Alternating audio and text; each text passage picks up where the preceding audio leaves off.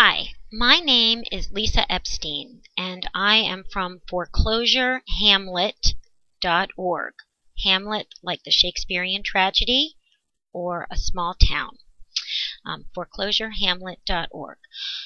And I am doing a video series called the Pitchfork Report.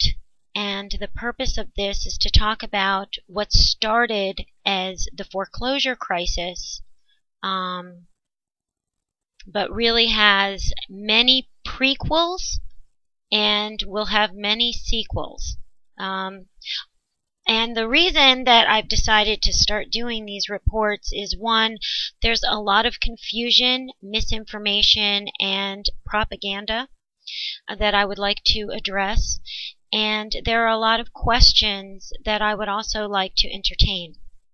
I have a lot to learn, and there's a lot I don't understand, and I can use this as an opportunity to open the, clear the air, as Bank of America said. Bank of America said they're stopping foreclosures in 50 states to clear the air. Yeah, like we believe that. But the reason I'm doing this is because we need to get together, educate ourselves, and make some really tough decisions.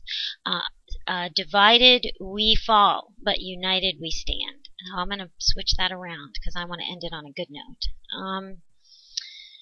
So right now we see news media, internet, stories, and blogs, and TV news stories, and our newspapers are all talking about the foreclosure crisis and the fraudulent, the documents with improprieties, the affidavits with improprieties.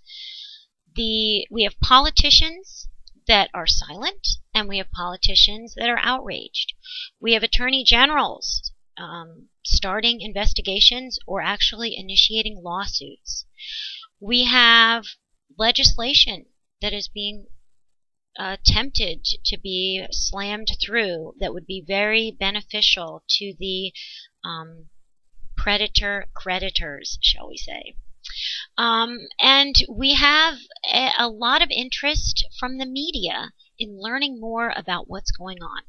So maybe someone who's affected or someone who's been involved in this crisis and is just like a regular everyday person can come online and do a video series and talk to people and entertain questions, and maybe we can start the conversation from the ground floor. There's a lot of misinformation out there, and I'm really concerned that some of this misinformation, i.e. propaganda, may be what our leaders are listening to. So we need to get together, educate ourselves, figure out what's going on, and take action. I am pretty nonpartisan.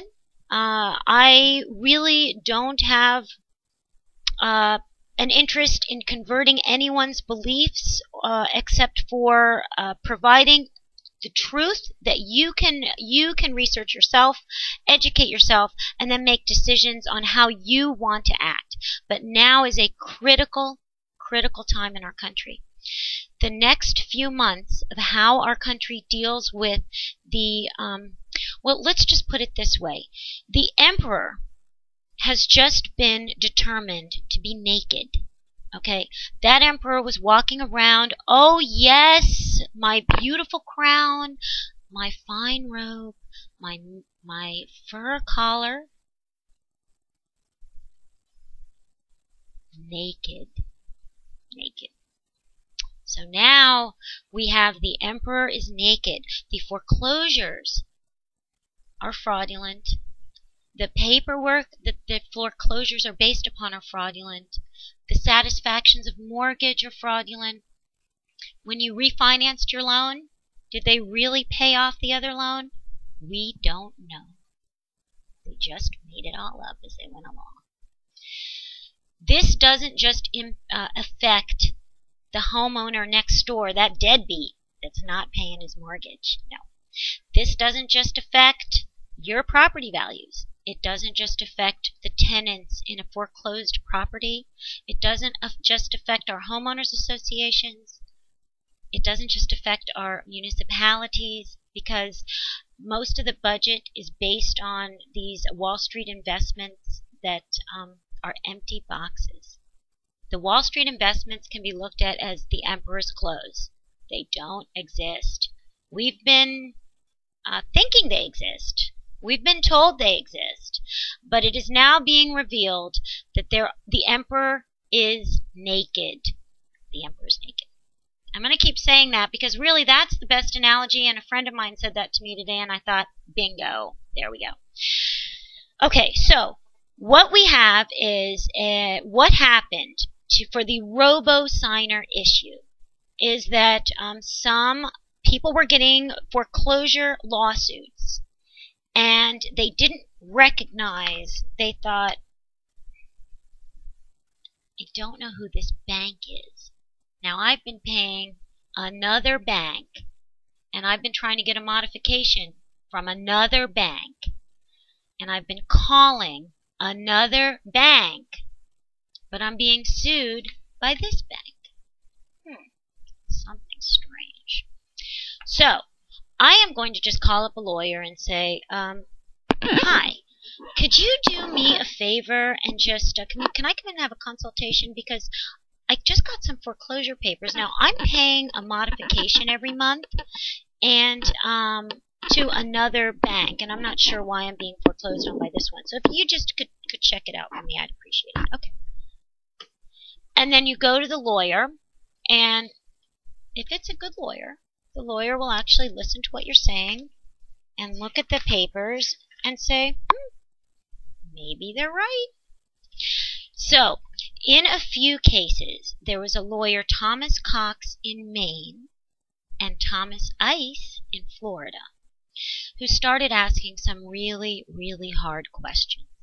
And they set the people that wrote some of the affidavits. What's an affidavit? An affidavit is like saying this: I swear to tell the truth, the whole truth, and nothing but the truth.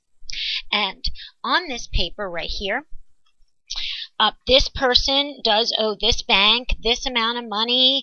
They didn't pay from this date on, and there are legal fees of this much, and I swear that I have personal knowledge of this. I know this. This is part of my job, and I know this, and this is true. And then you send it to the notary sitting right there, and you say, here's my driver's license, or hey, dude, you know me. Just, okay.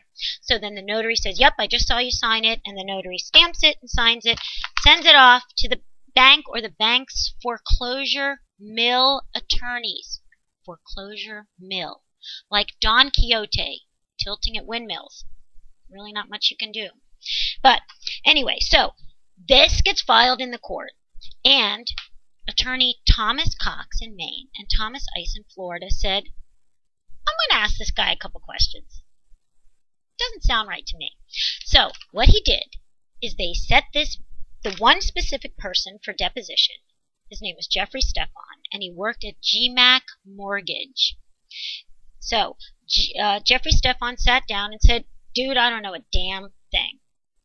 They give me a piece of paper, I sign it, I hand it off into a stack of papers. When the notary gets around to it, they notarize it. That's it. That's my job. That's what I do. So that's called perjury and fraud. Now, everyone's going to say, so what? So what? The guy's not paying their mortgage. They deserve to be kicked out now. Who cares if the guy had personal knowledge? Who cares if he didn't? Well, here's why we care. First of all, what if he's wrong? What if the person doesn't owe that money? What if that bank has nothing to do with the person's home? What if they don't owe the amount that he's swearing that they owe? What if it's all made up? What if they can't prove any of it? Is it okay for a homeowner to break a contract and then for a bank to commit perjury and fraud because a contract was broken and they want to collect on that contract? Is that okay? That's the essential question. Now, what the banks are saying is, oh, we're off by a little bit of money. Or, so he didn't have personal knowledge, but we'll just fix it. We'll get someone with personal knowledge and we'll put that in. Here's the problem with that. It's not just the affidavits. What it is it's the assignments of mortgage. It's the satisfactions. It's the paid off. I refinanced my loan. They said they paid off the other one. Did they really pay it off? Or did they just get a man just like this or a woman to sign any paper and put it in a filing cabinet so that the first mortgage that was supposed to be paid off with your refi never got paid? What if it's all made up? What if they don't really know who owns what? What if they just created all the paperwork and filed it in courts across the land because they can't prove anything? What if you are paying your mortgage every month to the wrong bank? What if another bank is getting ready to foreclose on your house? It happens. It happens every day across America today. So we need to educate ourselves. Why is this happening and what does this mean? So this is my first Pitchfork Report. And I am going to be doing more of these. Hopefully I'll get a little bit more comfortable with them.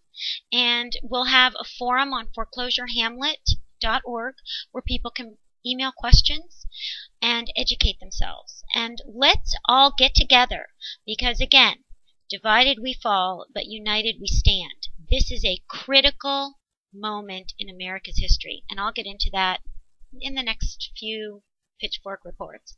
But we all need to understand what's going on so we have a say in it. Because, boy, wouldn't it be terrible if this is a critical moment in America's history and we say, darn, I wish I had known that in October of 2010, because here I am in October of 2012 and no one told me back then. So I am here to say this is a critical moment in American history. Right now, right here. Educate yourself and let's get our country back on track. Have a great day.